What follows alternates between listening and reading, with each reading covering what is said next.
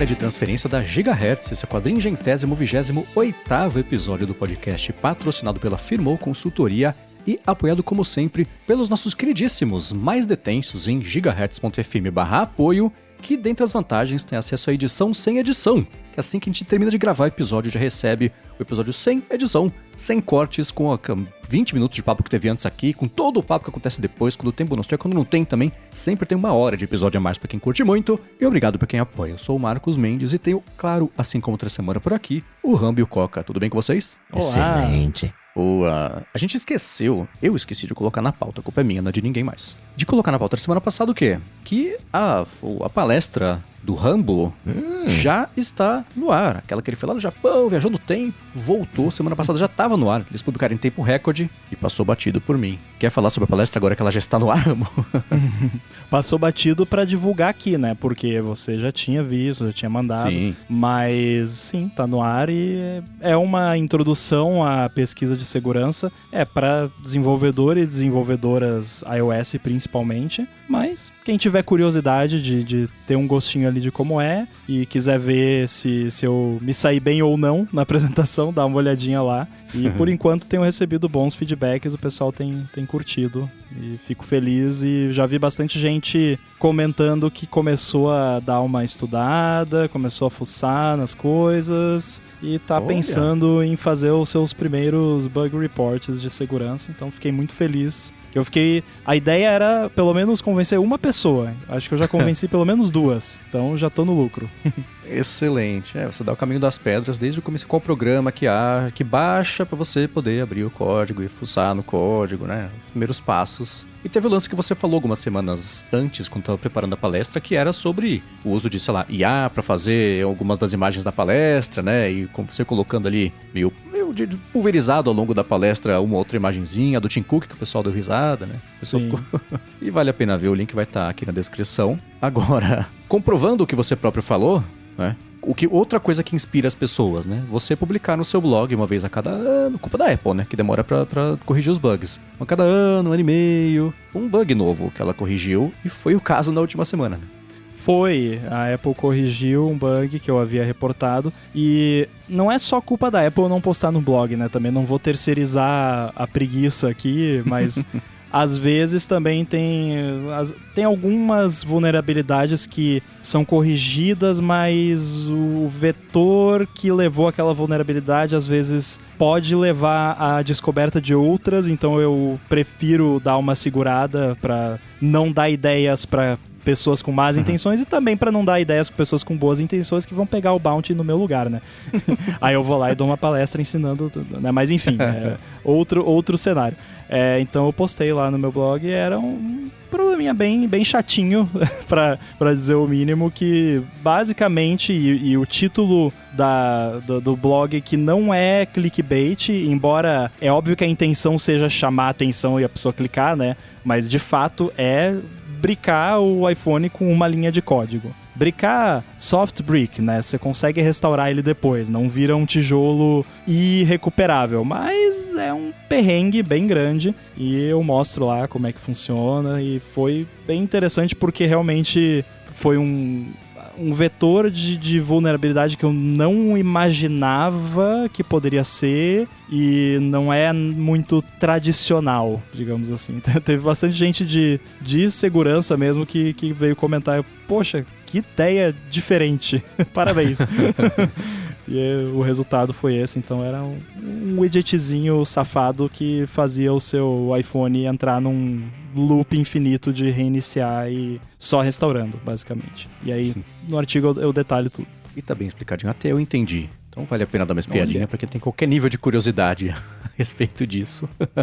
E um follow-up que é um dos próprios amigos da DT. Por quê? Porque pintou no último Olá Mundo, como você tinha prometido, uma discussão que eu achei interessantíssima também do seu uso do Codex CLI da OpenAI, linha de comando, para poder usar o ChatGPT para fazer vibe coding e outros propósitos. Você usou para vibe coding, você comentou semana passada Aqui entrou na parte mais técnica, teve o lance do bug do pato, né, que você pediu ao vivo ali pro Boom dar uma espiadinha. Sim, então quem quiser, basicamente a continuação daquele papo que a gente teve no último episódio. No episódio do Olá Mundo, falei em mais detalhes e inclusive surgiu um desafio ali que vamos fazer entre eu e o Boom pra pegar e fazer uma versão de iOS do joguinho da Crossy Otter. E aí o Boom vai fazer manualmente e eu vou fazer usando o Codex e a gente vai comparar a qualidade do resultado, o código, quanto tempo levou e vamos ver se dá pra usar na prática ou não. Acho que vai ser interessante. Isso vai ser daí no próximo episódio do Olá Mundo, mas no episódio mais recente tem todo esse papo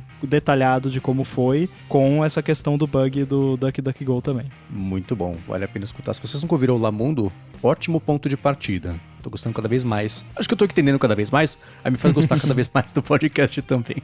Boa. Você testou alguma coisa sobre Codex CLI ou Vibe Coding na última semana, Coca? Não. Então vamos seguir em frente. Sobre o Stage Manager do Mac que a gente comentou aqui no episódio, é um dos temas recorrentes aqui de tempos em tempos, né? O Felipe Ribeiro falou o seguinte, que o Stage Manager clicou pra ele depois que ele começou a tratar os stages como subespaços no Mac. Por exemplo, ele fala, eu tenho um space só pra faculdade e geralmente um stage dentro do space para cada disciplina. E aí dentro de cada um desses stages, uma nota do Notes fica na direita, ocupando um quinto ali horizontal da tela, e no resto da tela, uma janela do Preview com slides da aula, uma janela do Safari, do Xcode, do Obsidian, tudo ocupando esse outro 4/5 da tela atrás um do outro, né? Aí ele fala, assim eu mantenho os microcontextos contidos ali e a janela sempre na mesma posição, sem precisar de 50 spaces diferentes. Pra quem achou muito complicado isso, se eu tivesse só lido, eu também teria achado. Mas ele mandou a foto. E a foto vai estar aqui na descrição pra quem quiser dar uma espiadinha. Ele falou que hoje em dia fica assim, ligado 24/7, esse esquema dele. Com essa organização interessante, mas me dá faniquito. É um pouquinho mais engessado, sabe? O jeito de mexer. Não sei se funcionaria pra mim, não. E ainda tem a animação. Uou! É.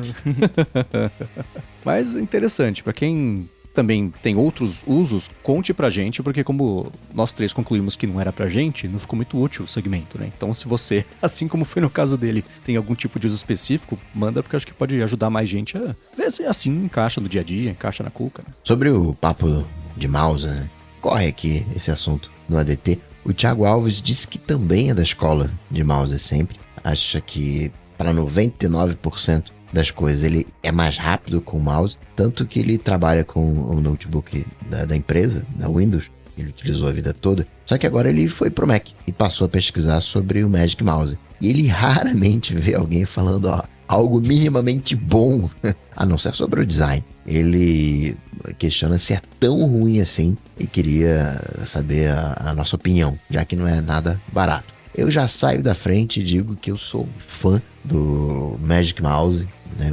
Gosto, uso, mas reconheço que a ergonomia dele, o design é bonito, mas a ergonomia dele já joga tudo abaixo. Vai ter problemas aí por esforço repetitivo, grande parte das pessoas. Ele é ruim de pegar, não tem ergonomia, mas me ganha porque você tem, né, quase uma palma de botões, né? Você tem um trackpad, né? Você tem gestos, isso, né? Você poder fazer um clique silencioso, né? Essas coisinhas pra mim me pegam e por isso fico com o Magic Mouse. Eu acho que o Magic Mouse é o Nickelback dos periféricos, porque tem um meme nos Estados Unidos, todo mundo odeia Nickelback, mas não é por nenhum motivo, é só porque é meme e todo mundo odeia porque odeia e todo mundo odeia, então todo mundo odeia. E o Magic Mouse é meio que assim, tipo, tá na moda desde sempre falar que o Magic Mouse é ruim, então todo mundo fala que o Magic Mouse é ruim porque é o padrão falar que é ruim. Eu tô no time Coca, eu só não uso o Magic Mouse por conta da ergonomia, porque eu realmente não posso usar não posso usar nenhum mouse, mas o Magic Mouse é o pior de todos, porque a ergonomia realmente é ruim. Agora, pra quem não tem nenhum problema de esforço repetitivo, de tendão, de nada, e usa moderadamente, né, não fica 20 horas por dia usando o mouse, é ok, o design é bacana, o pessoal adora falar do negócio de carregar de cabeça para baixo, não faz a menor diferença carregar de cabeça para baixo, que você carrega uma vez a cada 5 meses e carrega por 10 minutos e já consegue usar por mais 2 meses, eu acho. Então, isso não é um problema.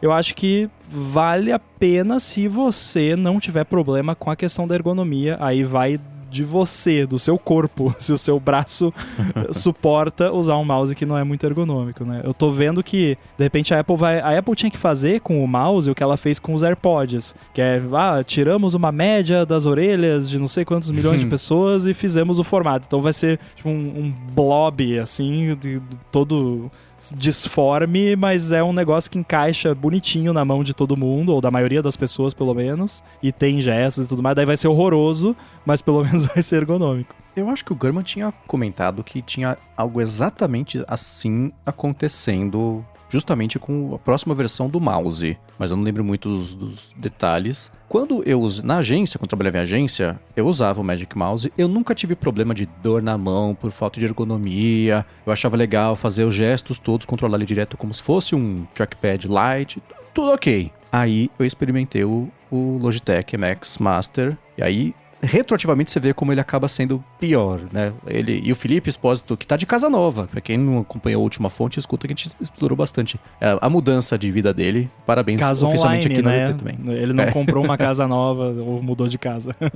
Tá, ok, né? É uma casa profissional nova.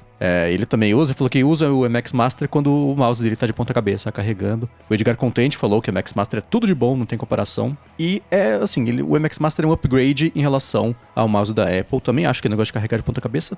Mas tem que usar o dongle dele, porque o Bluetooth é horrível. Cara, eu uso no Bluetooth e nunca tive problema. Eu devo ser o Edge Case que finalmente uma que coisa bom, né? pra mim é bug pra todo mundo, então pra mim tá certo, né? Eu sou a exceção que prova a regra. Não sei. Ele vem com donglezinho já, porque é isso. Ele era tão pouco confiável, o Bluetooth, que ele já vinha com dois e desistiram. Mas pra mim, funciona ok. Mas eu não tenho reclamações pra fazer sobre o Magic Mouse. É só que há opções melhores, não que ele seja ruim. Mas acho que vai muito de cada um. Pode ser que você use por uma semana e fale, cara, meu pulso, o que vocês estão fazendo? Você tá louco? Pode ser, depende muito de como você vai. Eu não colocava a mão, né, inteira por cima do mouse, como se fosse um salmão por cima do arroz ali no sushi. Ela ficava mais arqueada, né, justamente pra poder fazer os gestos na mão. Ficava um coquinho assim na mão. Pra mim funcionava. Você tava segurando errado. Pode ser. Mas há opções melhores. Eu, se fosse investir no mouse, sem pensar, eu compraria o MX Master do Logitech. Assim como se o meu quebrar amanhã, eu compro outro amanhã pra ter o mais rápido possível. Sim, o Mac tá quebrado, sabe? É mais barato até, né, que o Magic Mouse. Provavelmente. Eu acho que sim. Agora você falou de Edge Case. Eu lembrei de um caso que eu queria ter comentado com você antes e eu esqueci e vai agora aqui no ar mesmo. Eu vi uma reportagem de uma senhorinha de 106 anos de idade lá dos Estados Unidos que sempre tem problema quando ela vai viajar de avião. Que o pessoal não consegue botar a idade dela no sistema lá, dá erro e o pessoal do TSA não acredita que ela tem 106 anos. E aí eu lembrei de você que eu pensei, nossa, essa senhora é literalmente o Edge Case humano, né? Porque por conta da idade tá tendo problemas. Não. Mas é bizarro, a senhorinha de 106 anos, perfeitamente lúcida, de pé, não diz que tem 106 anos. Então é por isso que o pessoal não acredita, né? Pode ser. Que doideira. Nossa. Esperamos que todos aqui tenhamos que conviver com esse desafio quando chegar lá. Agora, sobre aquele papo de quando arranha um device nosso, a gente liga, se não liga, como é que tá a situação de cada um. A Pri Mansur falou o seguinte: tô com o meu Apple Watch 5 dourado, com a parte de trás quebrada porque caiu. Ela falou que funciona, mas não dá pra ir pra praia com ele, por exemplo. Aí ela comprou um Apple Watch 6, normal, mas a tela arranhou. Aí falou, tenho que abstrair mesmo. Eu acho que é a melhor solução também.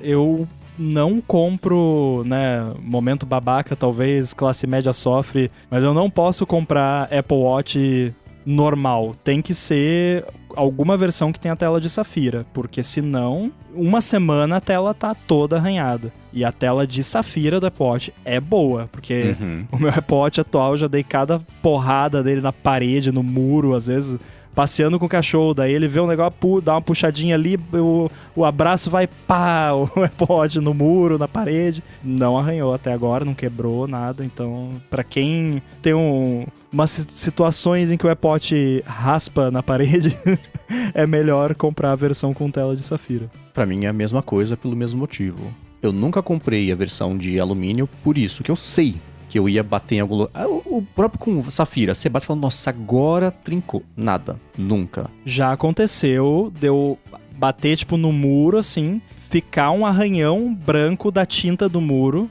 Uhum. Aí, mas daí eu chego em casa, passo um paninho, era só transferiu a tinta pra tela, mas não arranhou.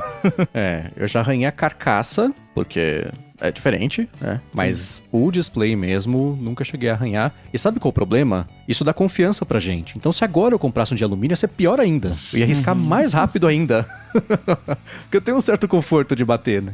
Teve alguma geração que eu peguei, acho que foi no 6, inclusive, que eu peguei o comum, sem ser de tela de safira. E em poucos meses tinha um arranhão enorme na tela. Daqueles que você vê, não tem como não ver. Então, depois disso, eu percebi... Não adianta, tem que ser com tela de safira mesmo. Quando você não se importa, é que sim, tem um arranhão que você não se importa, mas quando pode destruir a tela, uma batida, ela trinca inteirinha, aí não tem o que fazer, aí talvez valha pra quem conseguir esperar o suficiente pra comprar um que seja com a tela de safira ali, que é bem mais caro, sei, mas eu recomendaria. E sobre o Cleanup Buddy do Rumble, o Dante Sully comprou seu primeiro MacBook Air no novembro passado, e desde então ele sempre limpa o teclado antes de fechar, todo dia. Com isso, quase nunca ele precisa limpar a tela. E o Cleanup Buddy foi uma descoberta incrível, pois mesmo limpando o teclado na tela bloqueada, para diminuir a chance de ativar algum comando, ao limpar sempre mudava a configuração de teclado. De curiosidade, né, ele usa um paninho preto da Apple, que vinha antigamente com os MacBooks. Ele abriu o último estoque, né, de paninhos ano passado. Boa! Isso é daquele papo de que se o teclado tá sujo, no laptop você fecha, se tiver uma pressãozinha que faça a tela encostar no teclado, transfere pra tela a sujeira, e se fica aqueles blobs de gordura do dedo quadradinhos na tela, né? Então é um jeito.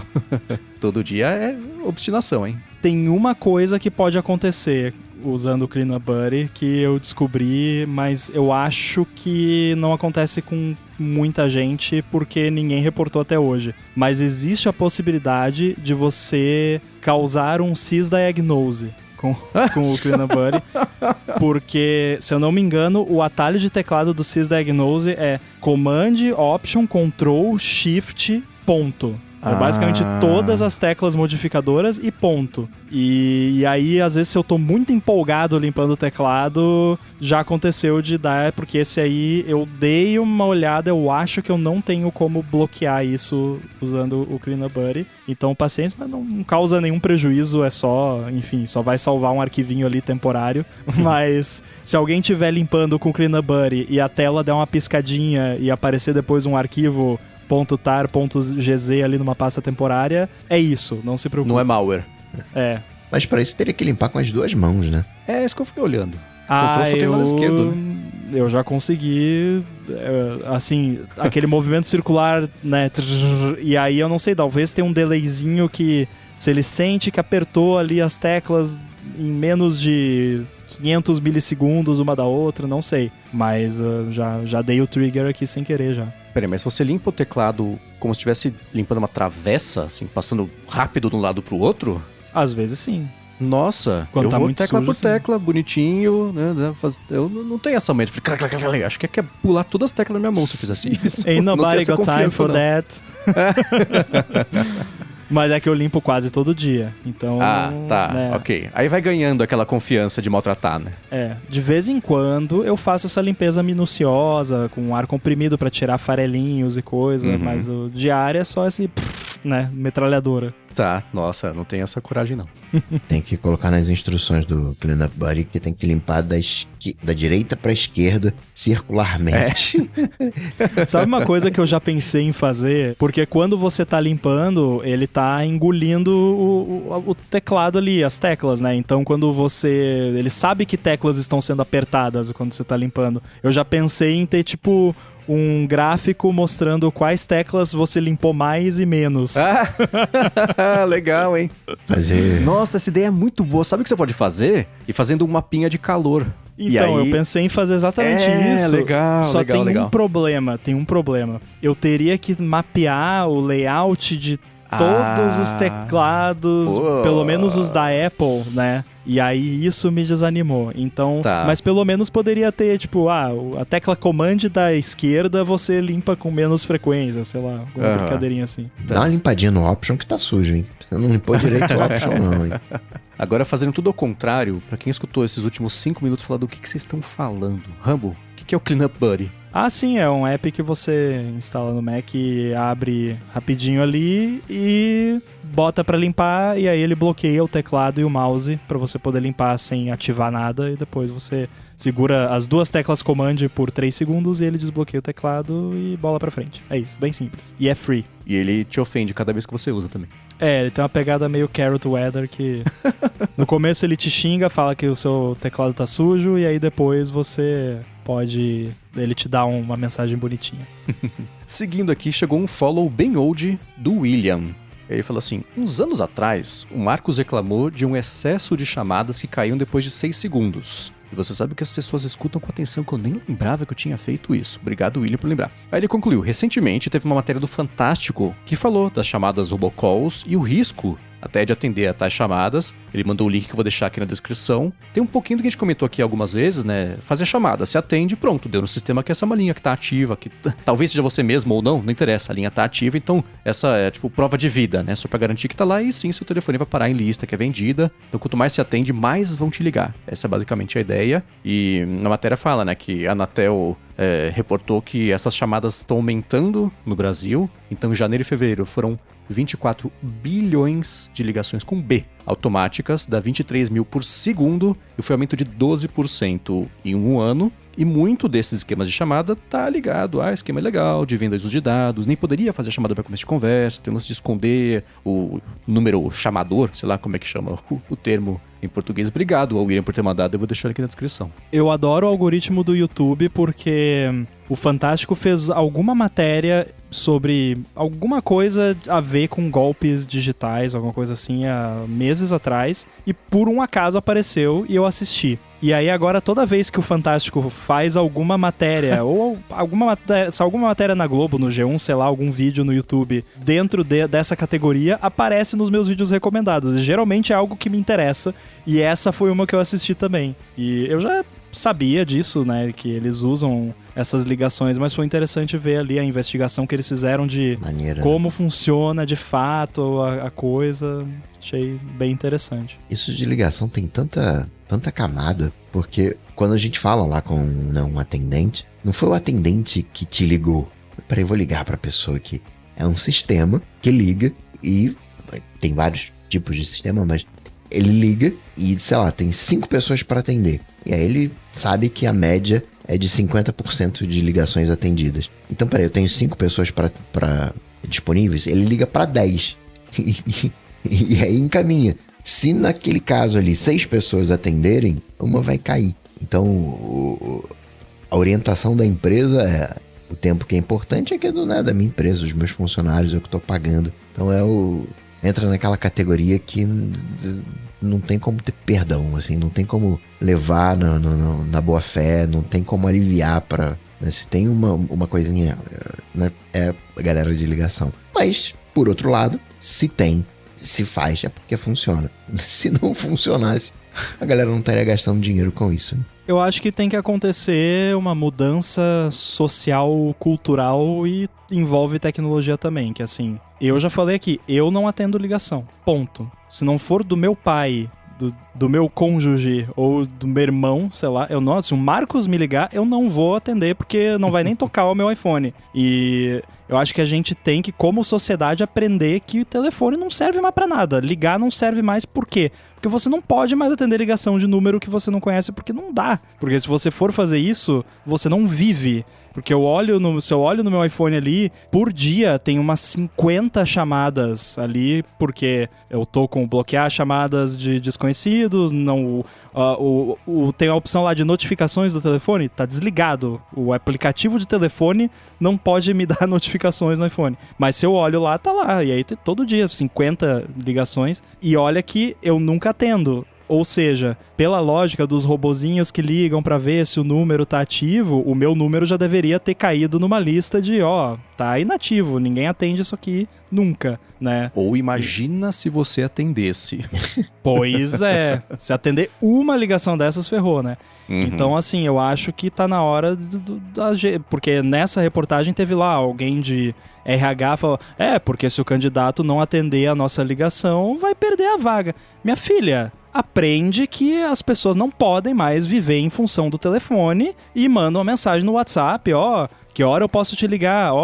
Eu vou te ligar desse número aqui daqui 15 minutos. Daí a pessoa já vai e bota na agenda o número. Não dá mais pra achar que alguém vai atender uma ligação fria, porque as pessoas cada vez menos estão podendo atender. Claro que pra mim é conveniente, que já nunca gostei de atender ligação, então, né, tem a melhor desculpa, mas eu acho que pra qualquer pessoa, mesmo que seja a pessoa que adora falar no telefone, não tá dando pra ficar atendendo ligação de qualquer número. Tem esse lado, mas também tem um outro lado. Quando a gente tá falando de empresas, as empresas conseguem pensar em sistemas. Não, peraí, eu tenho um aplicativo, então eu não vou te ligar, eu vou te mandar uma notificação, vou te mandar uma mensagem por dentro do meu aplicativo. Sei lá, aqui eu tenho um aplicativo de compras, um aplicativo de entrega, vai por ali. Agora, pensa em pessoas comuns, né? Imagina um médico, né? Que, vou ter que desmarcar a tua consulta de amanhã. Aconteceu aqui um problema, e aí? Como é que a gente resolve? Sim, pode ser pelo WhatsApp, mas o telefone ele tem uma vantagem que eu consigo falar, ele é síncrono. Cara, eu não vou conseguir te atender amanhã, aconteceu isso, tchau. E o problema tá resolvido. Quando você coloca isso, seja por e-mail, né, por uma coisa assíncrona, fica aquela coisa de coloco lá e joguei. Então, existem cenários onde a ligação ela é importante, onde você tem que atender. O problema é que usaram isso, né? Antigamente existia um certo zelo para você ligar para celular. Não, peraí, eu vou ligar para celular, o cara vai estar ocupado. Porque eu penso assim, é de 8 às 9, de 8 às 5, né, 8 às 6, a pessoa tá trabalhando. Então não vou ligar, portanto também não me liga. Ali, de 6 até umas 10, 11, a pessoa tá ali no seu lazer, também não vou ligar. E de ali meia-noite até as 8, né, tô dormindo, então também não vou ligar. Então concordo com essa abordagem, mas contaminou, né, essas ligações automáticas, contaminou esse e-mail. Seria muito legal eu poder voltar a atender ligações, mas não dá, tem sempre alguém querendo te vender alguma coisa. Peraí, você não tá precisando disso, não tá precisando daquilo outro, né? E cá aqui entre nós, vamos combinar. Por mais que a gente brinque, não gosto de ligação, e-mail melhor, essa ligação poderia ser o e-mail. Isso é muito fácil de quebrar, porque basta você se perguntar que e-mail é melhor do que uma ligação. Não tem. Do que uma conversa. Não tem, uma conversa é muito melhor do que um e-mail. Tanto é que a gente tá fazendo aqui uma conversa. Se assim não fosse, esse podcast poderia virar um e-mail. E não é. É uma conversa, mas tem que se dar. Mas eu já tive ligações telefônicas que poderiam ter sido um e-mail. Uhum. Quando é para passar uma informação, é uma coisa autocontida, pode ser um e-mail. Aqui está a informação. Plá. Não precisa... eu acho que o uso mais prático da ligação foi esse exemplo que o Coca deu. Teve um imprevisto, alguma coisa. Agora, nesse caso do médico, hoje em dia, como que deveria ser o protocolo? Eu sou seu médico, a gente, né, já tem uma relação, então assim, esse aqui é o meu número. Se eu for te ligar, eu vou te ligar desse número. Salva aí nos seus contatos. Aí, beleza, eu vou deixar lá nos meus contatos, médico fulano de tal, e esse deveria ser o protocolo.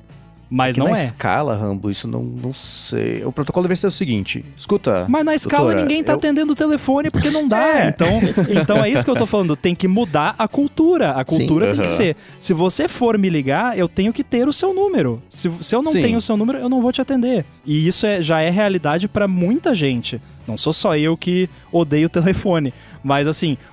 todos os médicos que me atendem, se tiver algum imprevisto, eles me mandam mensagem no WhatsApp. E eu vou ver. E dentro de meia hora, provavelmente eu vou ver a mensagem, não sendo no meio da madrugada, né? Então, assim... E eu sempre falo, quando o pessoal fala de negócio de ligação, assim... Tudo bem, eu não trabalho com vendas, sei lá, alguma coisa assim. Eu nunca atendi uma ligação na minha vida de um número desconhecido que foi uma coisa boa pra mim. Nunca. 0 vezes na minha vida. Eu já recebi alguns e-mails que foram úteis pra minha vida, que me acrescentaram e era de desconhecidos. Agora, ligação fria que eu atendi, que eu não sabia de quem era, nunca. Só perrengue, só encheção.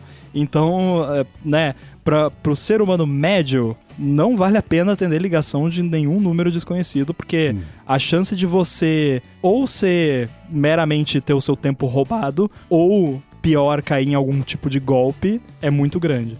Eu faz um tempão liguei a função de só fazer meu telefone tocar se for alguém que está na minha agenda de contatos. Eu entendo 100% o benefício, sabendo que o meu trabalho não depende disso. A Larissa, por exemplo, não pode, porque ligam o trabalho dela de um telefone aleatório pra ela ir lá correndo e resolver pra uma coisa. Todo mundo que já tá mandando mensagem chamando a gente de elitista e taxista e não sei mais o que, a gente sabe que... Por isso que eu disse, eu não trabalho com vendas, porque tem gente que trabalha, que é vendedor, que tem o número no WhatsApp lá, tem o número na plaquinha, no post, que as pessoas vão ligar porque querem comprar um negócio. Aí você tem que atender, só pra não tem deixar, jeito. Né, paciência. Isso, sim. Eu também, faz mais de um ano, não sei, bastante, desde que saiu, eu acho, eu liguei isso e eu não sei, e às vezes eu falo, nossa, é verdade, né, faz, 4 semanas que eu não faço, recebo uma ligação, deixa eu ver. Aí você vê, é só uma chuva de spam, no último dia, 40. Fala, cara, como é que as pessoas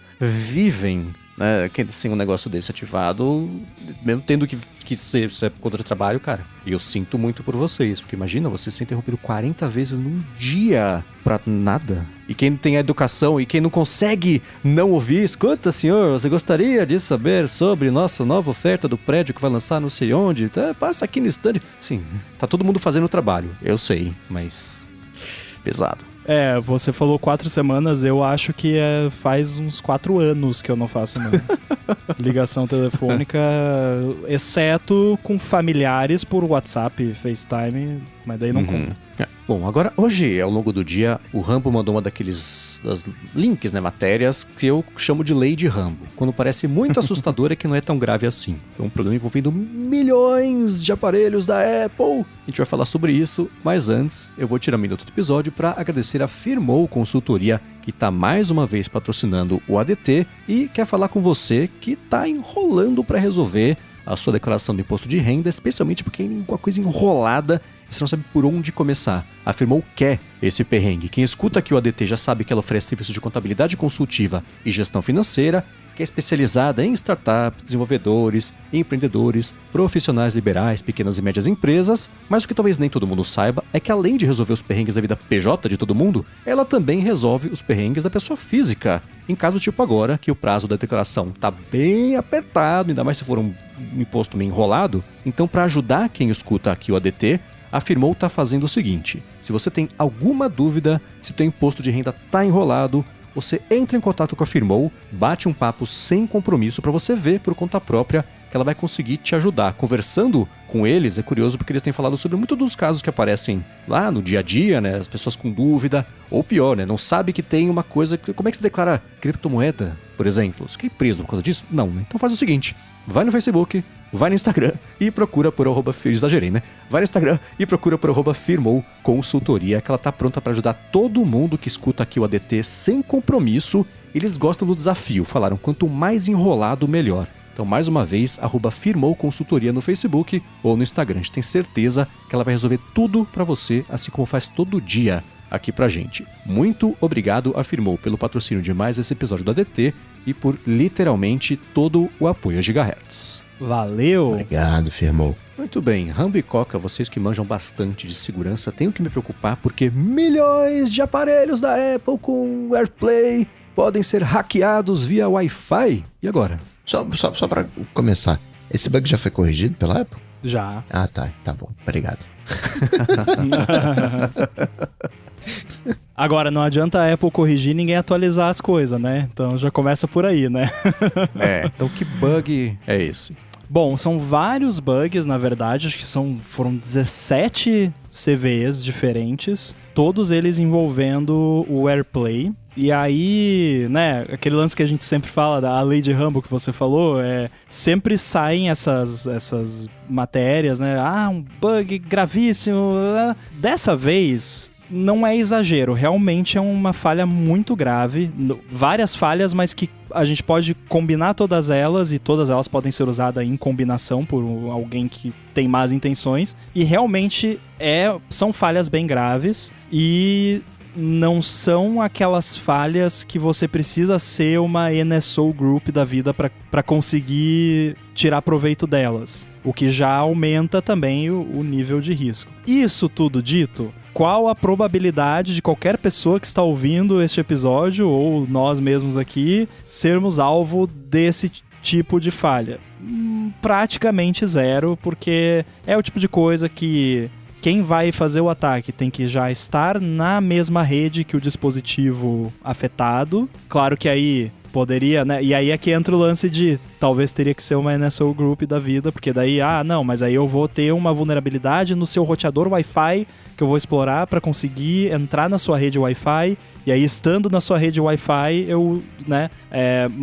são basicamente vulnerabilidades no protocolo do AirPlay, e então afeta todos os dispositivos que tem o AirPlay, e isso inclui os Macs, por exemplo, que tem aquela função de receptor AirPlay ativada. O que aí a Apple já passou um pano para ela mesma e falou, afeta usuários em configurações não padrão do sistema. O que não tá tecnicamente errado, porque essa função do seu Mac, por exemplo, ser um receptor de AirPlay, você tem que ir lá e habilitar, não vem habilitado por padrão. E para habilitar, você tem que autenticar com Touch ID, e a maioria dessas falhas que eles apresentaram ali, se não todas, eu acho, requerem que você não só habilite esse recurso no Mac, como habilite para qualquer dispositivo na mesma rede ter acesso. O que por padrão não é assim. Por padrão é só os seus dispositivos na mesma conta ou usando uma senha. Então é só uma quantidade pequena de usuários, só uma porcentagem pequena. Então vai afunilando, assim. Então basicamente quem configurou o dispositivo da forma mais insegura tem uma falha de segurança.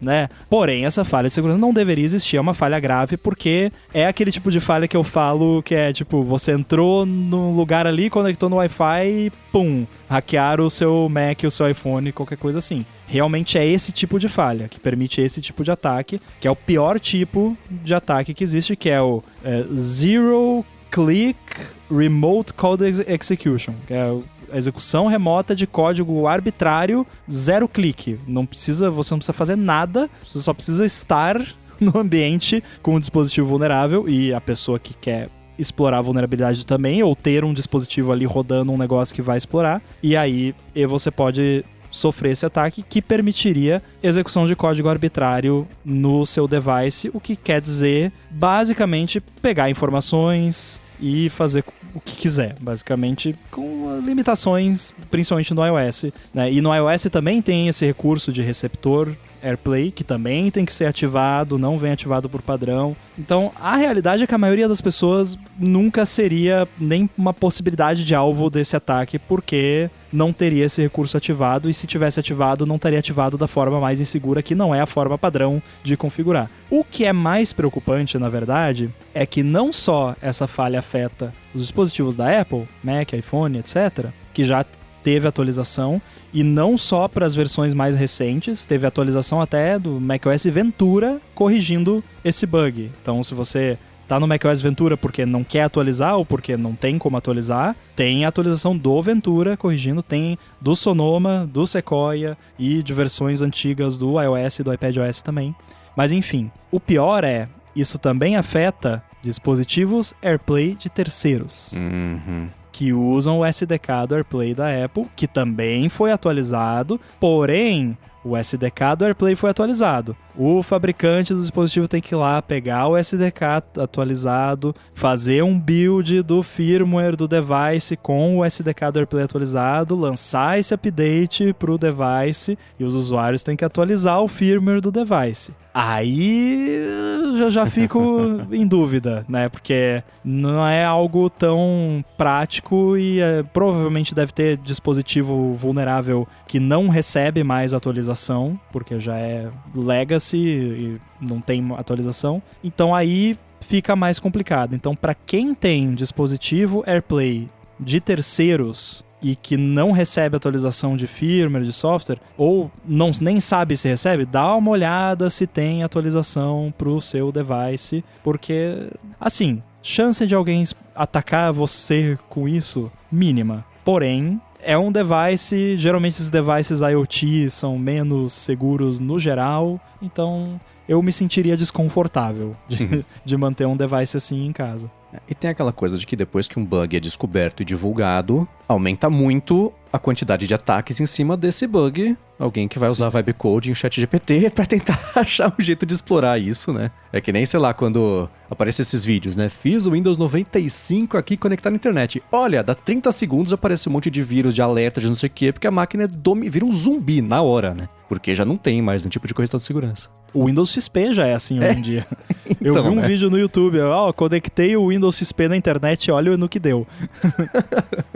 Muito bom. Mas e aí é que entra essa questão são alvos específicos, mas não tão específicos quanto um lance de NSO Group, que quando a NSO Group faz um spyware deles lá, é pra atacar uma pessoa específica no mundo inteiro, ou meia dúzia de pessoas. É muito específico. Tanto é que eu já vi várias análises de spyware deles e grande parte do payload lá, do código do spyware, é para verificar se aquele device é o device que eles querem atacar, porque eles não querem atacar o device que não é para atacar, porque senão eles podem estar queimando o Zero Day à toa, né? Agora, nesse caso aqui, entra, digamos assim, uma vulnerabilidade de varejo, que é assim, eu quero roubar os nudes do Coca. Então eu vou ali, vamos ver aqui o menu das coisas que eu posso usar contra ele. Tem essa falha aqui do AirPlay. Será que o Coca tem um iPhone velho lá no Wi-Fi que não foi atualizado? Aí eu vou lá numa Starbucks, espero o Coca entrar pra tomar o café dele e lanço o ataque e instalo um spyware, sei lá. Então, mas assim, ninguém vai usar isso pra roubar seus nudes. A realidade é essa.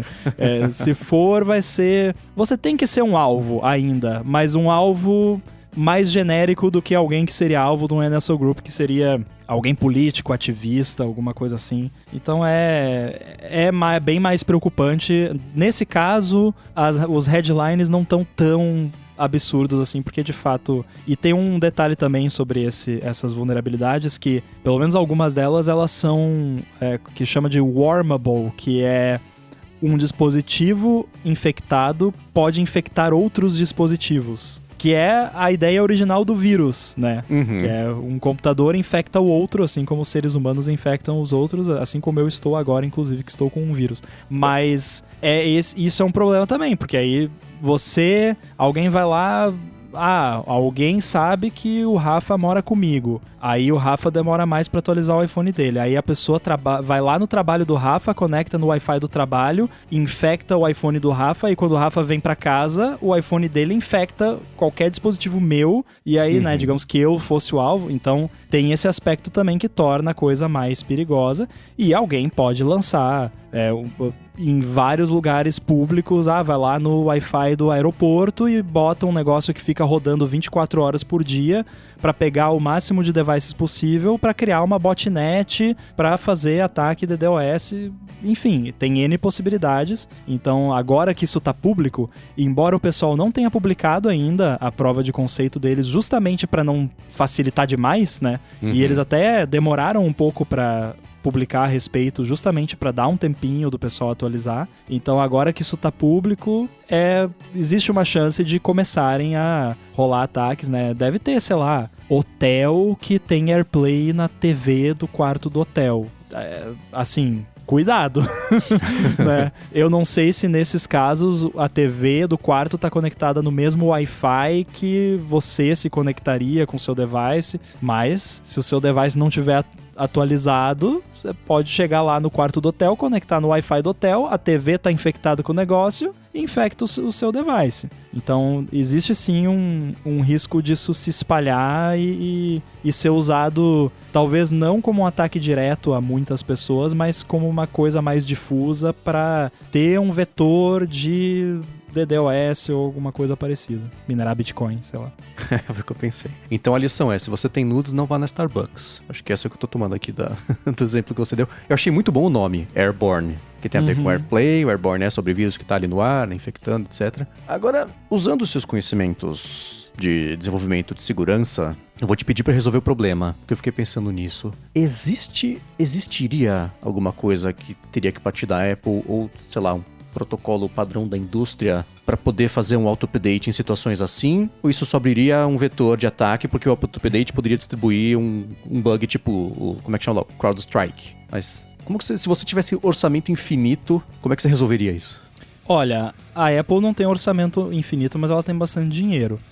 Se eles já não estão fazendo isso, eu entraria em contato. Ela sabe porque quem usa o AirPlay SDK faz parte do programa MFI. A Apple sabe necessariamente, é impossível usar se você não fizer parte. Existe uma versão open source, mas a versão open source não pode ser usada para fins comerciais. Então é para hobby, né? Então, beleza. O Rambo lá que fez um Raspberry Pi que recebe AirPlay, whatever, né? Aí se vira. Se bem que o pessoal de open source geralmente é rápido em atualizar as coisas. É mais rápido até. Então, assim, todos os dispositivos que foram colocados à venda no mercado com AirPlay são MFI e a Apple sabe exatamente porque para você lançar um dispositivo, você tem que criar um product plan lá no portal MFI. A minha empresa faz parte do programa MFI, por motivos que eu não preciso falar aqui agora, mas, enfim, eles não mandaram nenhum comunicado, inclusive, que eu achei estranho, que eu fiquei esperando, cadê o e-mail da Apple falando, né? Mas de repente eles mandaram só para quem já tem dispositivos no mercado, né? Então, se eu fosse a Apple, eu colocaria a galera ali de suporte, de segurança, sei lá, para entrar em contato com todos os fabricantes que eles sabem que tem. Vocês vão atualizar? Não. Por que não? O que tá faltando? Falta engenheiro? Falta dinheiro? Não. Manda aqui, eu te disponibilizo aqui um engenheiro da Apple para ajudar você a atualizar o firmware e a gente vai mandar uma notificação para todo mundo que usa o seu produto para atualizar. Eu seria mais proativo em se tratando disso se eu fosse a Apple. Talvez eles estejam fazendo isso e a gente não sabe ainda porque é muito recente.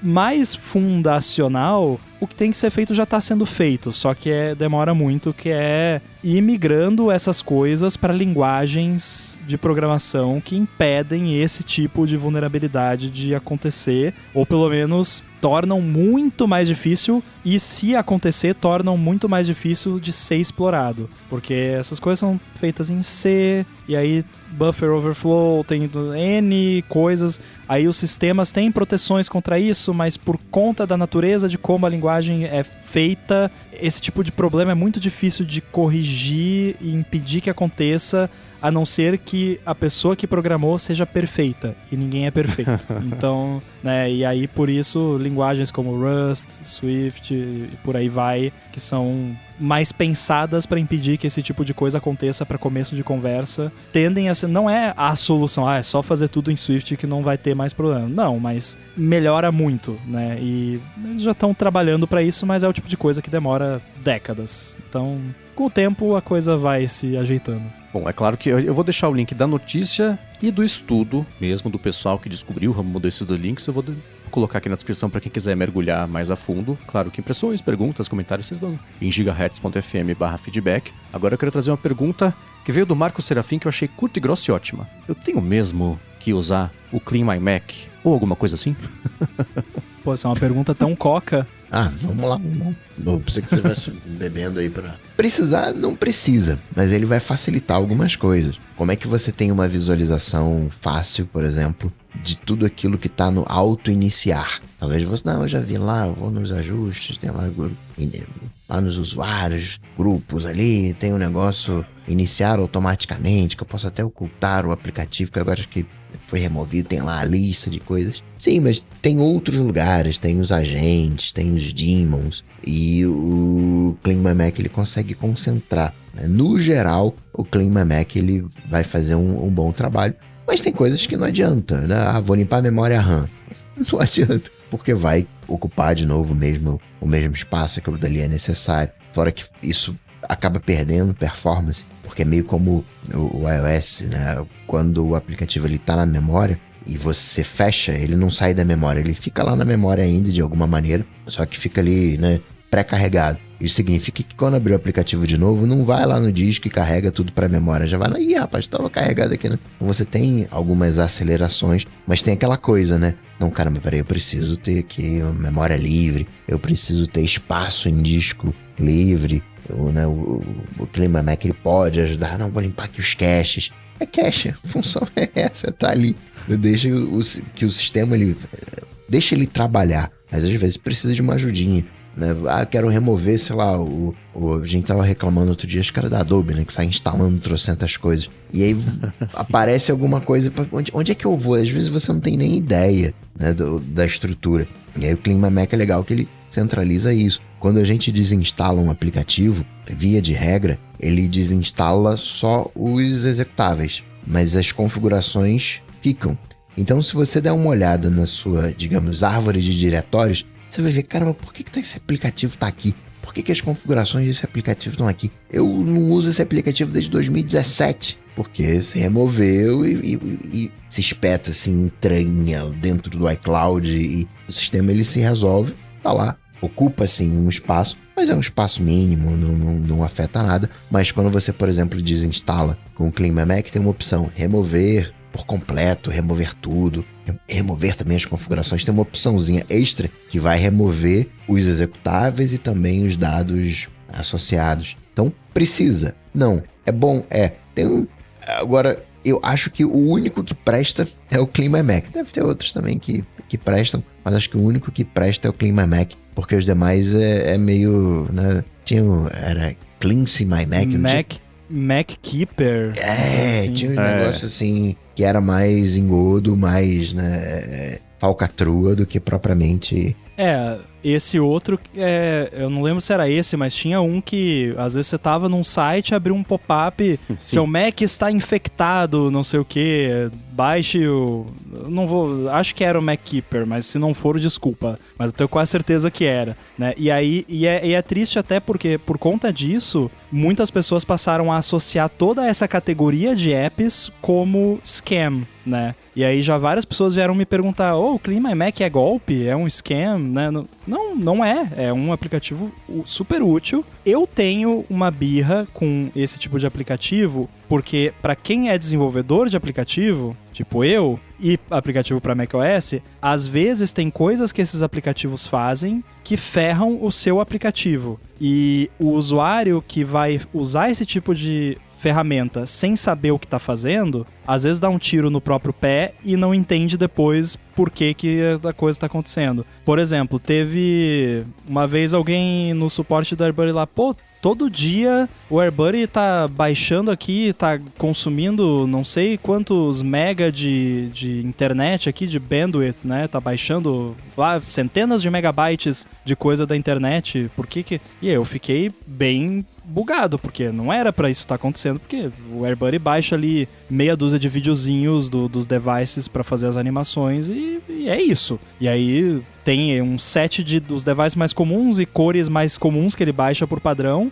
e daí se você usa um device que ele não tem, ele baixa on demand e tal, mas não é pra baixar centenas de megabytes por dia. Aí, enfim, longa conversa, até que eu descobri que a pessoa rodava uma limpeza automática do Clean My Mac de hora em hora, sei lá, em background lá, que apagava todos os caches do AirBuddy. Gente, o Coca já falou, cache existe por um motivo. Então, um dos motivos de cache é se o seu aplicativo precisa baixar coisas da internet que não mudam com frequência, que é o caso do AirBuddy com os videozinhos dos devices, ele vai baixar uma vez e nunca mais. E aí você só vai consumir ali, sei lá, 20 mega de internet, uma coisa assim, que 50 no máximo, em vez de consumir 1 giga por dia, porque a cada hora você tá deletando tudo e daí toda vez que você abre a caixinha dos AirPods, o AirBuddy vai lá e baixa todos os vídeos de novo, né? Então, eu sou a favor desse tipo de ferramenta, eu uso, mas eu acho que quem vai usar tem que entender o que tá fazendo e as consequências.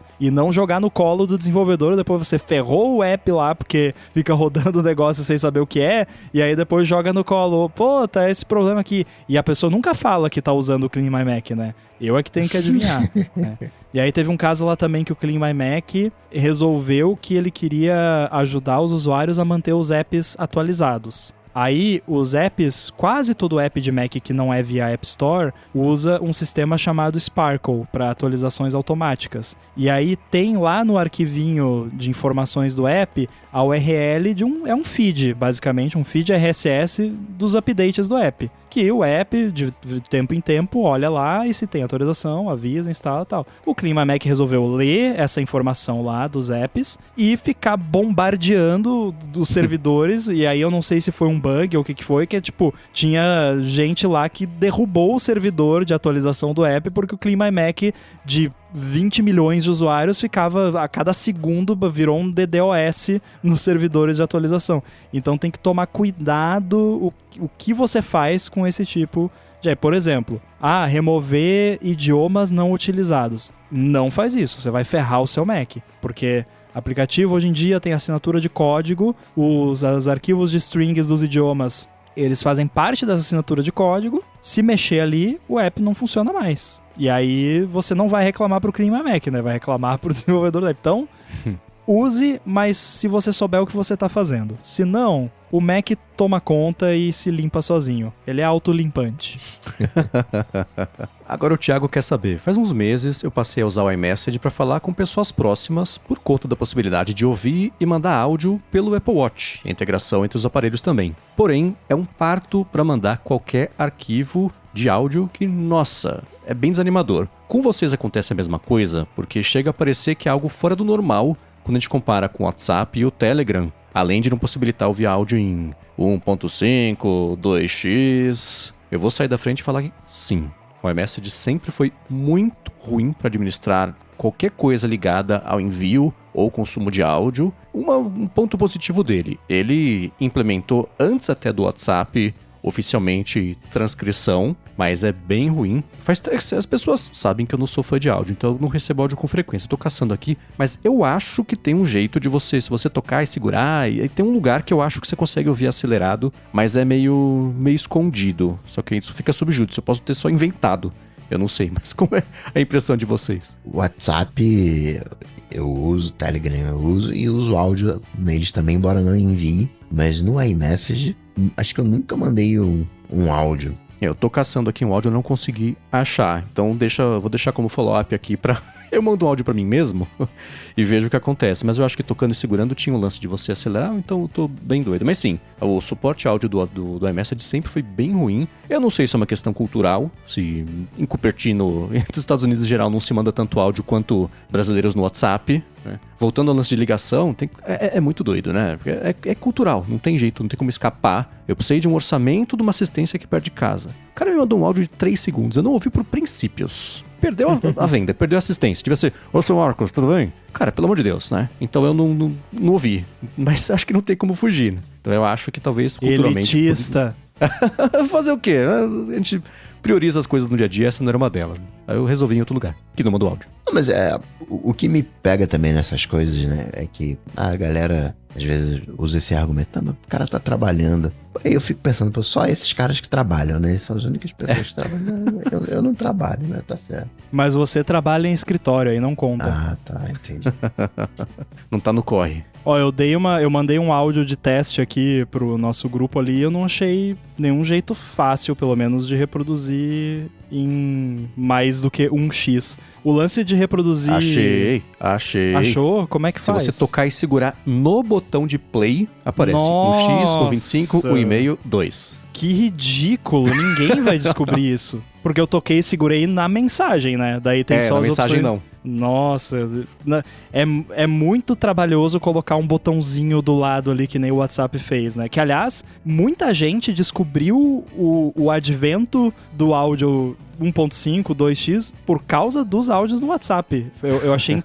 eu lembro que logo que o WhatsApp lançou, eu vi, assim, memes do pessoal comentando e tal. Pô, agora eu ouço os áudios da minha mãe em 1.5x. E, inclusive, quando você vê, às vezes, no TikTok, nos Reels, alguém posta uma sequência de áudios do WhatsApp, de alguma piadinha, alguma coisa, geralmente é em 1.5x. Eu acho até que o WhatsApp colocou como padrão quando lançou, ou foi um teste AB que eles fizeram, não sei. Eu sei que muita gente tá usando o áudio em mais de 1x no WhatsApp. Agora, sobre essa questão, pelo que eu entendi do comentário do Thiago, seria que é lento pra enviar? É isso que ele quis dizer?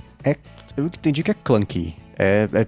Você aperta o microfone, aí é o microfone digitado, aí você aperta e segura pra gravar, e você solta e terminou de gravar no meio, você vai deletar, você mandou o áudio. Pra mim é sempre assim. Esse ponto eu concordo plenamente, porque agora pra enviar um áudio de teste ali pra vocês, foi um parto. Eu toquei e segurei naquele microfone no campo de texto, e aí subia o teclado e começava Gente, não, né? É difícil. Fora que eu devia saber, sabe por quê? Porque eu vivo ativando esse ditado sem querer. Que a pelanquinha do dedo, do dedão ali encosta sem querer se eu vou tocar. Então, não, é muito ruim. Mas eu ia falar também que eu acho pra enviar, às vezes o iMessage é muito lento. Principalmente comparado com WhatsApp, Telegram. Sabe, nunca aconteceu de eu mandar escrever uma mensagem de texto no WhatsApp pra alguém, botar enviar e não enviar na hora. Uhum. No iMessage, às vezes, vai a barrinha lá, chega até o final e fica. E não vai. Ou aí dá erro. Às vezes dá erro, mas foi. E daí você bota sim. E bota pra tentar de novo. E aí ele manda a mesma mensagem de novo, 2 vezes. Nossa, é terrível. Deve ser feito em cima do iTunes também, que nem o App Store. Web Objects. E pra finalizar, o Nathan falou o seguinte: queria saber se vocês e outros ouvintes, então já sabem, né? Gigahertz FM Feedback, tem sugestões pra decorar um home office com coisas legais. Aí ele fala, por exemplo, o Lametric Time, que o Rambo tem, quem acompanha aqui a gravação, dá pra ver, né, na parte de trás lá do... Não tá mais aqui atrás. Que o Rambo tinha. Não, eu tenho ainda, mas não tá mais aqui atrás. Ok. Eles têm também o Lametric Sky, ambos programáveis e acessíveis via REST API, mas são bem caros, são mesmo, assim como os produtos da Nanoleaf. Não tem que ser necessariamente tecnológico, mas nem do estilo youtuber, gamer, mas e aí? Como é que deixa o home office legal? Pô, mas aí você fala que não precisa ser algo tecnológico, mas os exemplos que você deu são todos tecnológicos, né? Aí fica complicado, né? Sei lá, o meu background aqui, tem caneca, tem caixinha de produto Apple, tem pelúcia de Yoshi, pelúcia do Rock, tem a plaquinha de Believe do Ted Lasso. Pra mim é legal. Não precisa muito mais do que isso não, mas... Dessas coisas, eu vi um que eu esqueci o nome agora, que usa aquele esquema de plaquinha antiga de aeroporto, de flipboard, assim. Que são fisicamente, né, vai...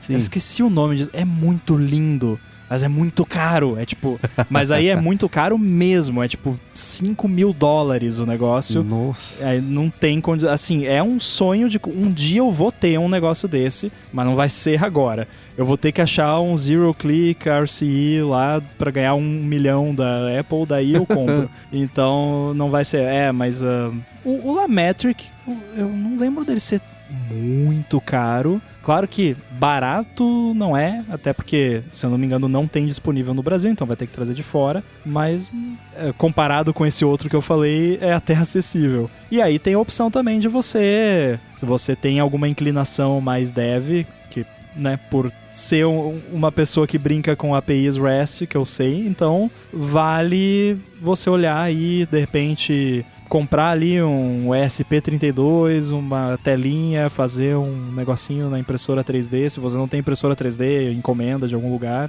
E aí faz você mesmo uma telinha, só pra ter um negocinho tech, que aí fica bem mais barato do que comprar. O Lemaitre é $200.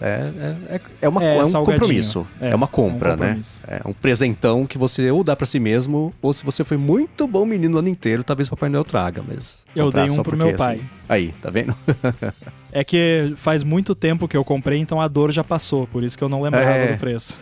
Ok. E de presente a gente releva. Fala, estou fazendo uma coisa boa. Mas eu acho que era mais barato quando eu comprei, acho que não foi tão caro assim, não. É as tarifas.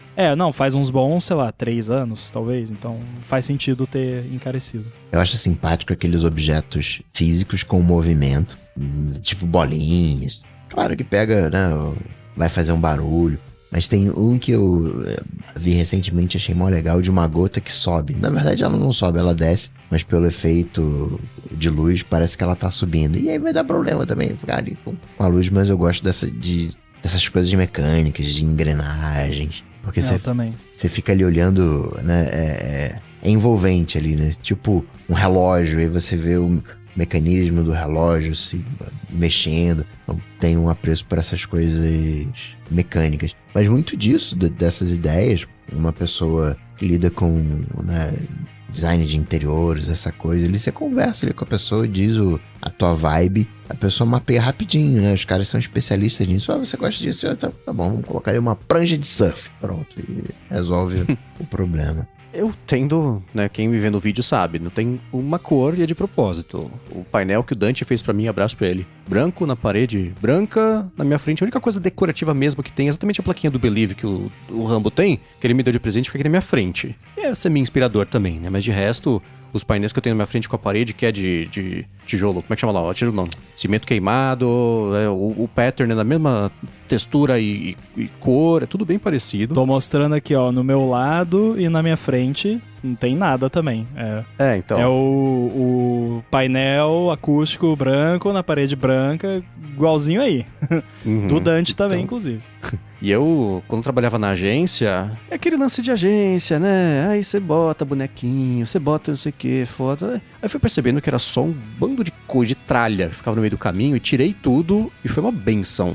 Tanto que quando eu passei a trabalhar no Loop Studio, eu peguei uma sala que era um canto e pus a mesa virada pra parede pra não ter distração. É como funciona pra mim, não é regra pra ninguém. Mas pra decorar, se a intenção for decorar, putz, é o que te traz alegria e o que te inspira. Você vai passar o tempo inteiro ali, tem que ser o mais com o abracinho, né, no cérebro e no coração, assim. E então é o que vai te animar. O que eu tenho na minha mesa aqui, uma foto minha com a Lari, pra eu olhar e falar, olha só que bonitinho. E o Mac, e o carregador, e sabe, eu não tenho muitos adornos assim, abraço adorno. Então, mas se a intenção for decorar, é isso. O que você gosta? O que você vai olhar e falar, putz, é pra isso que eu tô passando essa raiva aqui hoje e fazendo essa correria e me esforçando, ou uma coisa bonitinha pra te dar um escapezinho de 5 minutos e você pensar, nossa, como é boa a minha vida, né? E seguir. Acho que eu iria por aí. Agora, Nanolith, eu gosto. Porque tem umas questõezinhas, o que eu gosto da Nanolith é que você consegue acender, tem uns painéis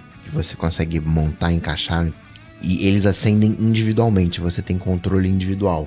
Porque às vezes você vai ter, sei lá, uma fita de LED. E aí você só consegue colocar a mesma cor na fita de LED, ou de repente por segmento. Então tem umas personalizações que você consegue fazer. E é a época que eu pesquisei isso, falei, pô, a Nanolith dá pra fazer aquilo que eu queria. Inclusive eu encontrei aqui aquele que eu tava falando, é o Vesta Board.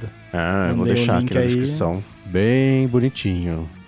É muito legal. Mas é $3.500. Esse não é 5.000, é 3.499 e join the waitlist. Ainda tem waitlist, não é só comprar. Curiosamente, o Lammetric Time acabou de ficar bem mais barato agora.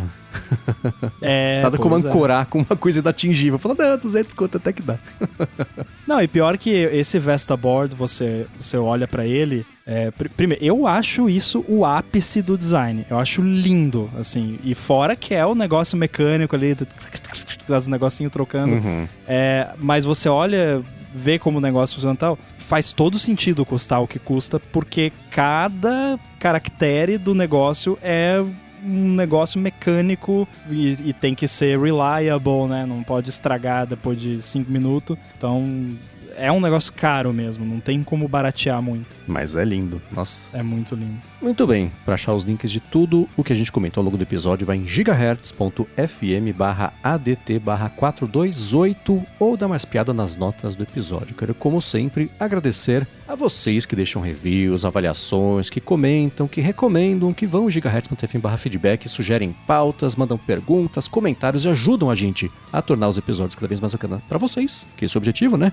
Agradecer do Garcia pela edição desse podcast, afirmou consultoria pelo patrocínio do episódio de hoje, e a vocês, Coca e Rambo, por mais uma copresentação do ADT. Sempre um prazer e uma honra para falar comigo, só lá no seu motor de busca favorito, digitar Coca-Teca, então no Instagram, manda uma DM para @coca.tech. Eu tô lá no mastodon.social, @inside, no Olamundo, aqui na Gigahertz, e também no Blue Sky, @inside. Boa, para falar comigo, MVC Mendes no Instagram e no Threads. Apresento por aqui o Área de Trabalho e também o A Fonte. Para a Lura, eu apresento o IA Sob Controle.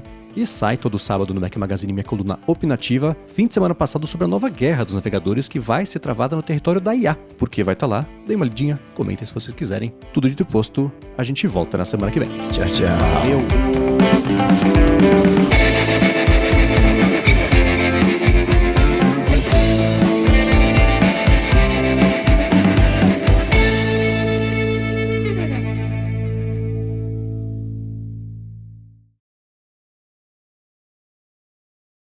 Muito bem, como de costume, pela segunda vez seguida nessa temporada e pela, sei lá, quarta, quinta, sexta vez desde a estreia de Black Mirrors, a gente vai comentar o segundo episódio agora dessa nova temporada, o episódio Bête Noire, que eu tava comentando aqui em off, que eu descobri que esse é o ranço, quando tá com ranço de alguém é o Bête Noire, né? E é um episódio que, em termos gerais, eu gostei mais do que o primeiro, acho que por não ser tão deprimente, eu não sei se é, até comentei semana passada, né, se é estado de vida, eu não sei, aquele primeiro me bagunçou a cabeça, esse eu achei o Black Mirror, Como assim mais ele não ficção é científica. deprimente? A pessoa tem a possibilidade de resolver todos os problemas do mundo, ela resolve se vingar.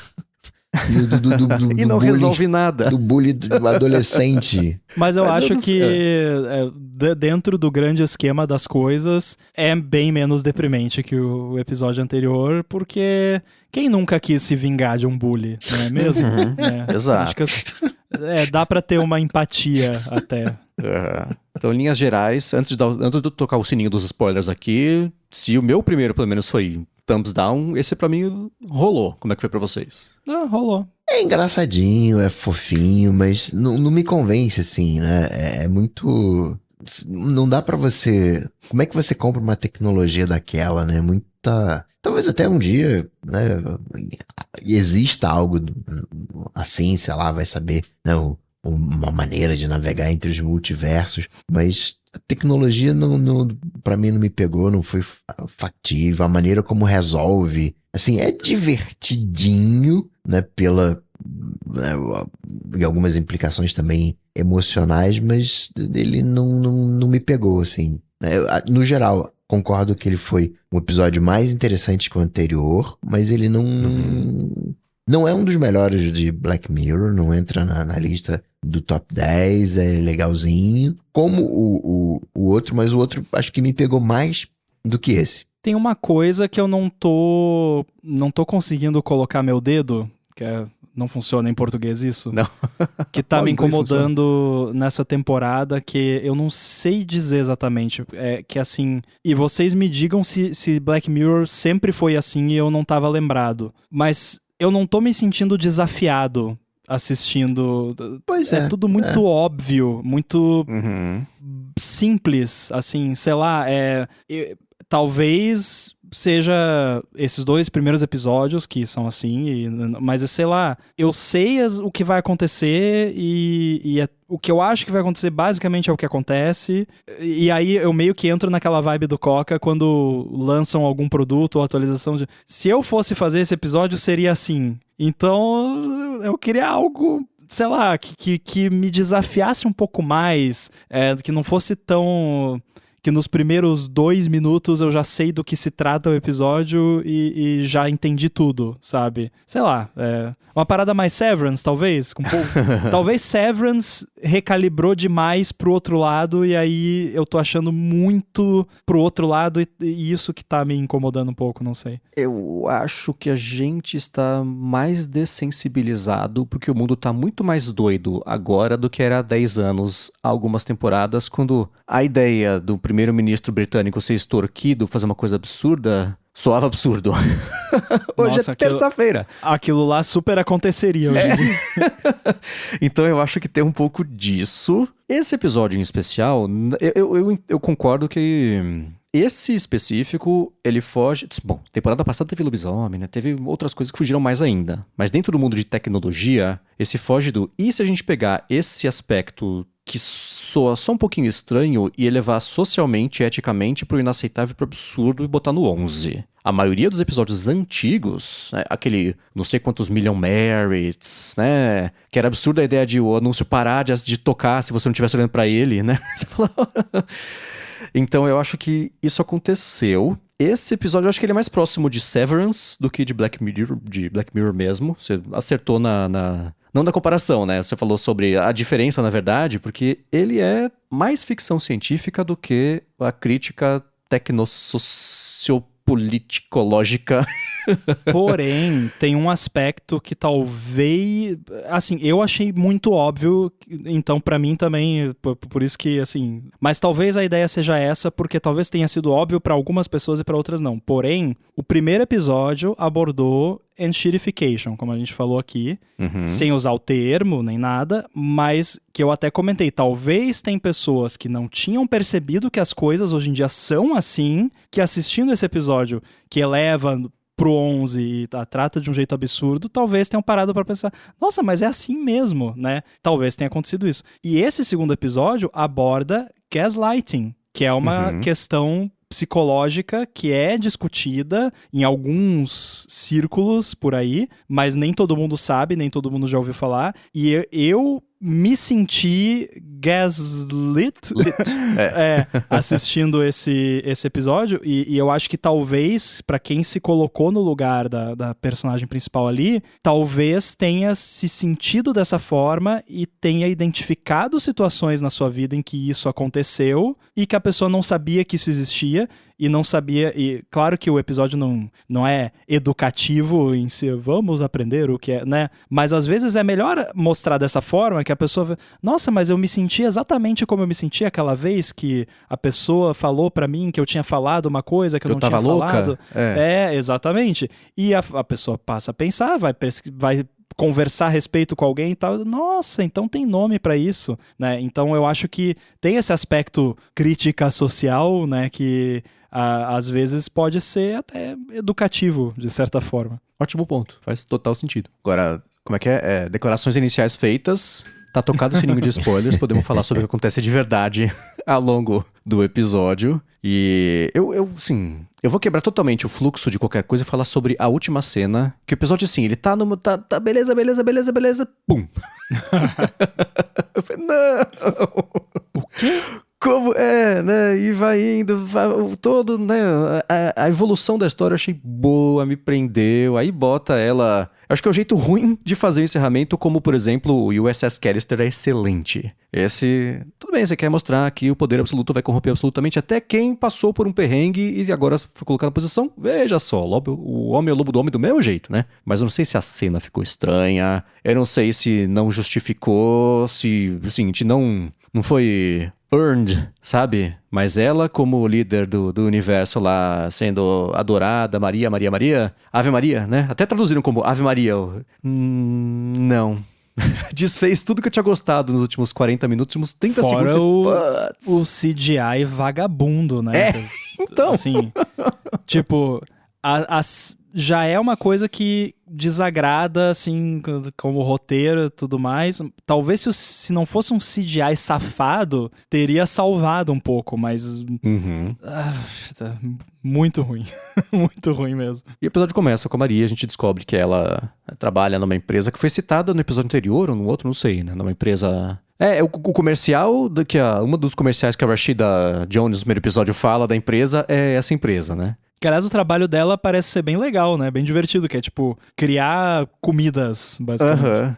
Eu pensei no trabalho do meu irmão, né? Que o lance dele é fazer a parte de aromas e perfumes. Então, eu fiquei pensando nele durante o episódio. E ela tá lá, trabalha, faz os conceitos, etc. Tem uma brincadeirinha de... Não é exatamente crítica a Silicon Valley, mas a dinâmica de escritório, do polimento... que é só um verniz bem fininho em cima de todo mundo sendo mal educado e meio escroto um com o outro. Tem a discussão, e eu acho que é um paralelo interessante justamente, e agora que você falou do gaslighting, agora dá pra colocar um fio condutor disso o tempo inteiro, porque o episódio foi feito pra gente passar por um momento de gaslighting por conta do nome do restaurante. Muito Como é que bom. apareceu pra vocês? Como é que era quais eram as alternativas? Bernie's ou Barney's? Eu acho que pra Eu mim tenho- foi Barnes. Ó, apareceu balão aqui do nada. Eu tenho quase certeza que pra mim foi com A também, Barnes. Pra mim foi com E. Bernie's. E acontece, pra quem não sabe, aconteceu o seguinte. A Netflix gravou 2 episódios. Quer dizer, gravou... Ele é 95% igual. Mas a cena que aparece o boné do namorado e a cena da discussão no trabalho, pra algumas pessoas é sorteado que o nome do restaurante é Bernie's e estão falando que é Barney's. Pra outras pessoas, o nome é Barney's e estão falando que é Bernie's. Porque aí a intenção é que isso espalha rápido, né? E aí mata o propósito. Mas a intenção era o seguinte: em discussões assim, a gente fala, na verdade era Barney's. O Ron fala, não, é Bernie's, tenho certeza, eu vi, tá Bernie's. Aí você vê no vídeo é Bernie's, aí eu vejo no meu vídeo é Barney's, e aí fica aquela confusão. Que é exatamente o spoiler do episódio. Em algum no lugar fim isso das contas. aconteceu. Com Aham. certeza. Cara, mas é engraçado. Aí eu até comentei antes, né, que eu tive essa ideia enquanto eu assisti o episódio. Porque eu pensei, cara, Netflix tem essa coisa de brincar com, né, fazer episódio interativo, não sei o que. Eu pensei, seria mó legal, eu não pensei especificamente no negócio do boné, mas eu pensei, seria mó legal se esse episódio tivesse versões diferentes e fosse tipo um teste AB que cada pessoa vê. Talvez por isso que eu odeio tanto teste AB e coisa, porque é um gaslighting, de certa forma, dos usuários, né? Então eu juro que eu tive essa ideia enquanto eu tava assistindo o episódio, sem saber que isso tinha acontecido. E aí no final do episódio o Rafa contou pra mim que ele já tinha visto, já tava sabendo. E aí eu, tá bom. Não foi uma ideia ruim então, porque fizeram. Agora, aquele zoom in no boné em cima da mesa também, né? E isso é uma das coisas que entra no leque do que me incomoda de ser muito óbvio, que precisava, sabe? Que é óbvio que vai ter alguma coisa com o que tá escrito no boné, mas não precisa segurar a minha mão e olha aqui o boné, olha para ele, leia. Só faltou, né? Na versão dublada, com certeza tem Bernie's, né? A voz de Deus falando, né? Eu concordo, né? Eles têm...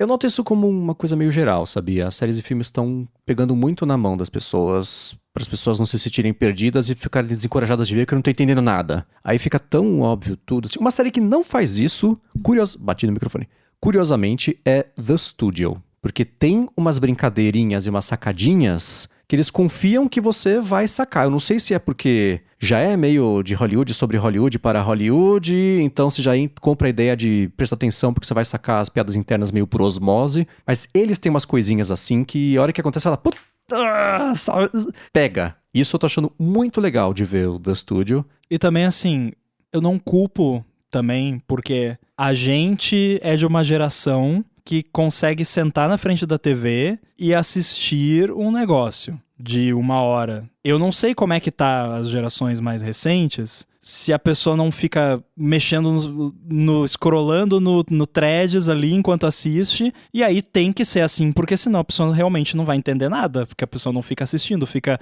meio assistindo, meio mexendo no celular, né? Aí também não dá pra criticar tanto, né? Tem que funcionar pra maior parte do público, e se é assim que funciona, paciência, né? E como eu já sabia o negócio do Bernie's e Barney's antes, a hora que apareceu... Eu só tinha visto alguém comentar, né? Bem idiota, só pra miguelar like e engajamento, né?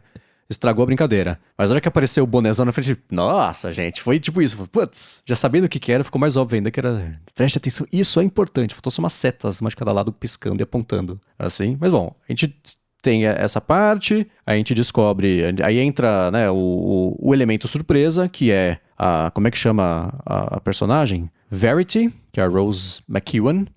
Tô colando aqui, tá? Isso eu não lembro, não. E a hora que eu saquei tarde demais, porém, o negócio do colarzinho dela. Porque ela entra lá num focus group, e aí ela não tá na lista, aí ela fala, não, eu acho que eu tô sim. E aí daqui a pouco ela tá sim na lista, aí ela faz todo mundo mudar de ideia também sobre o gosto lá do chocolatinho que a Maria criou, que primeiro é horroroso, e aí ela fala, não, mas até que eu gostei, dá outra mordida. Todo mundo começa a gostar, e aí a gente vê, aos pouquinhos vai sacando que tem esse negócio dela falar e as pessoas perceberem que é verdade, até a hora que a gente saca que é o colar. Eu saquei tarde demais. Eu saquei o colar a hora que ficou muito óbvio, que é a hora que a Maria saca, que ela pega o colarzinho e dá uma brincada assim, ela fala, o que é esse negócio aí que você tá mexendo? Cada vez que você mexe, eu percebi junto com ela, me senti idiota. Mas Talvez eu também, mas é que o ser o colar em si, pra mim, não... Por isso que eu não me importei tanto com essa questão de, mas essa tecnologia não faz sentido e tal, porque realmente não faz. Severance também não. Mas aí enfim, ficção científica. Mas pra mim o que importa era ela que estava controlando a realidade. Como ela estava fazendo isso, né? Aí, de fato, o lance do colar eu só percebi também no mesmo momento que você. Uhum. E eu até fiquei de voltar no episódio e ver se eles colocaram uma frequenciazinha bem de leve, assim, nas primeiras vezes que ela ativa o colar. Porque da hora que estraga a surpresa pra frente, explica o que tá acontecendo pra frente, quando ela mexe o colar faz bem de leve, assim. Então eu não sei se isso acontece fone, antes. Talvez daria pra ouvir. Pois é, né? E aí, e daí pra frente eu gostei. Tem comédia pastelão, tem tipo, não sei, drama distópico pastelão. Foi isso, vai lá na casa, aquela sanguinolência toda. Tudo isso, ok, lance do, assim... então é quântico. E pronto, explicou o que é quântico, ninguém sabe o que é quântico, então você faz um handwave ali, você chacoalha, joga os polissílabos e pronto, te enganei, você compra ideia e vão seguir em frente, né? Então esquece essa parte específica. Gostei muito que depois que faz a tropa, que todo mundo sabe o que tá acontecendo, não tem tipo um... E aí vai pro universo do... Não, você não vê a transição entre universos, tirando só o barulhinho. Só o que era antes é depois. Ninguém nem percebe o que aconteceu, só rolou. Pronto, já está no universo paralelo e a coisa está acontecendo. Então depois que explica mesmo, eu falei, ok, é quântico. Vamos lá, é isso, é claro que é isso. Como eu não suspeitei? E beleza, e passa. Então, no geral, achei interessante e gostei bem mais do que o primeiro episódio. O que mais me atraiu nesse episódio, que tanto é que foi o que eu comentei aqui, foi a parte psicológica do gaslighting mesmo, que coloca a audiência numa posição de estar sendo uma vítima disso, junto com a personagem. E no começo, eu não sei se vocês também estavam com essa vibe, mas no começo, ainda não estava claro que ia se tratar disso. Eu tava achando muito estranha a atitude dela contra a Verity, que tipo, nossa, mas por que ela tem um ranço tão grande dessa mulher? Não fez nada pra ela, né? Tipo, deve ter alguma coisa que a gente não tá sabendo. E aí depois a gente fica sabendo que, na verdade, ela inventou lá o apelido e provavelmente ela sabia que a guria não gostava dela e ia querer aprontar alguma coisa, né? E aí, obviamente, depois isso começa a ficar bem claro, mas essa parte psicológica me atraiu bastante, e até a parte lá dela falar que gostou do negócio e aí todo mundo passar a gostar, como a gente ainda não sabia, na hora eu pensei, tá mostrando como uma pessoa pode influenciar as outras, né? Tem aqueles experimentos. Os experimentos que o pessoal faz de tipo, bota um monte de gente numa sala, daí bota pra experimentar um negócio, daí cada um fala, daí se a primeira pessoa falar que gostou, a tendência é as outras falarem que gostaram também, né? Então tem esse lance na vida real também. E o lance dela tá sendo enganada, basicamente, que quando acontece gaslighting real na vida real, a sensação que a pessoa tem é muito parecida, porque a pessoa de fato passa a achar que está louca e que não tá entendendo o que tá acontecendo. É uma manipulação bem séria, e aí a pessoa acaba, tipo, do ponto de vista daquela pessoa, é como se existissem universos paralelos de verdade, porque ela tem certeza que ela fez uma coisa, ou que não fez, ou que falou, ou que não falou, mas a manipulação é tão grande que ela passa a acreditar o contrário e fica maluca. Na parte de experimentar comida, eu não tinha sacado. Eu, pra mim, deixei passar. Eu realmente entendo. Porque logo antes tem a pessoa que faz, né?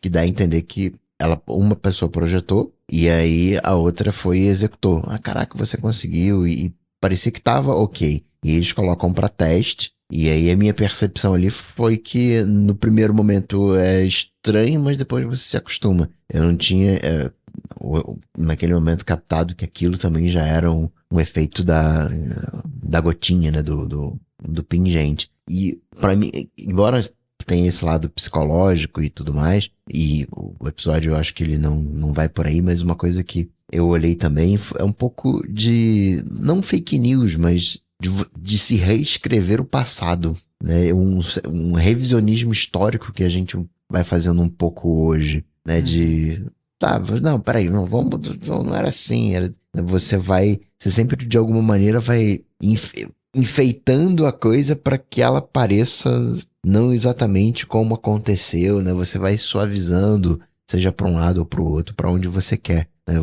Não um gaslight de manipulação, mas você vai narrando a história, você vai criando a sua narrativa, né? Isso conversou mais comigo do que propriamente o gaslight, mas o episódio. Ele tá mais focado no gaslight em si. Agora, que atriz boa essa Rose McEwan, né? Eu nunca tinha visto. Ela parece a Nicole Kidman com a Xuxa, assim. Nossa, verdade. Eu achei ela... Nicole Kidman é igualzinha. A Xuxa, viu umas fotos do cabelo curtinho e falei, caramba, parece a Xuxa. Muito boa atriz. E sim, eu nunca tinha visto nada antes com ela. Fez coisas que tiveram já um destaquezinho, mas você pega na foto do IMDb, eu já tenho medo da foto do IMDb dela. Assim, marcou muito, né? É que nem a Rosamund Pike, que faz Gone Girl. Aí logo depois ela fez um filme horroroso chamado Return to Sender, que também é sobre vingança, etc. Essa mulher, se eu ver na rua, cruzo, eu atravesso. Eu tenho medo dela. E essa Rose McEwan é a mesma coisa. Que atriz muito talentosa, cara. Achei bem legal. Eu vi uma entrevista com o Giancarlo Esposito, que inclusive ele pronuncia Esposito, porque é italiano. Aham. E aí ele falou que ele tava num voo, tava indo no banheiro, a mulher viu ele, ficou com medo, deixou ele na frente, e aí depois ele saiu e olhou com cara feia pra ela. Uhum. Eu aposto que o Mr. Milchick tá passando por isso agora. Eu me jogava do avião se ele me olhasse com aquela cara. Pois é, então, no agregado, um bom segundo episódio. Como o Coca falou, vai passar 6 meses, a gente vai nem lembrar que ele existiu. Ele tá no mediano de Black Mirror, mas é da média pra cima, né? Então eu acho que, pelo menos aqui pra nós 3, funcionou. Claro que tiver escutando, tiver impressões, manda pra gente. A gente não promete que vai discutir como um follow-up, coisa assim, mas só pra medir a temperatura de vocês também a respeito. E agora eu cheguei no limite do que eu já tinha visto, porque o terceiro eu ainda não vi, então fica de lição de casa pra mim. Eu vi o primeiro e o segundo numa sentada só. O terceiro, até a semana que vem, eu assisto. Nem sei qual é, não quero nem ver título, vai ser... Espero que eu não veja nenhum spoiler pra poder ver com olhos frescos. E uma última coisa, um easter egg que eles colocaram no escritório, no fundo, tem o outdoor de uma outra empresa que já apareceu, tipo a Microsoft que eu acho que é que faz aquele robozinho meio aranha de metal, meio cachorro, sei lá, acho que é esse, mas já tinha aparecido. Eu falei, olha só, né? Foi um easter egg menos fanservice do que o primeiro episódio, que foi uma chuva de... Aqui pros fãs, né? Então, você está vendo Black Mirror.